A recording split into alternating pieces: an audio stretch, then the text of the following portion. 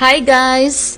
Kayo ba ay mahilig umorder online? Mapa blue app, black app, or orange app man yan? So you can follow me sa aking black app account. At yung mga lahat ng mga pinopromote kong mga products sa aking blue app ay makikita nyo dito. So ayan. Ayan yung mga video ng mga products. So pwede nyo dyan makita kung ano ba talaga yung itsura ng product na gusto nyo.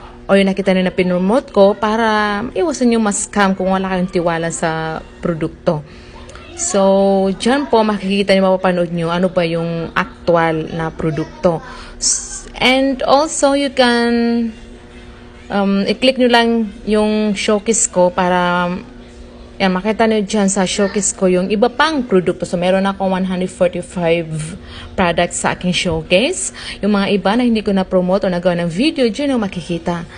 Ayan, tulad niyan, yung boots for rain, for pag umuulan. Tapos yan, yung nap pillow natin.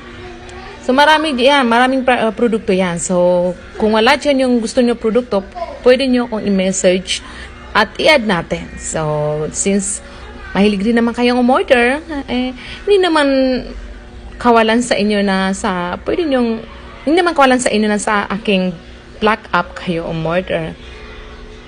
Ayan po, so marami yan, magaganda lahat yan. Hindi ko naman i-add sa showcase ko kung alam kong hindi useful yung produkto. Kasi alam ko na hindi siya okay, hindi ko talaga yung pinopromote at hindi ko talaga ina-add sa aking produkto. Kaya sana ma-follow nyo sa akin black app. Thank you and have a good day.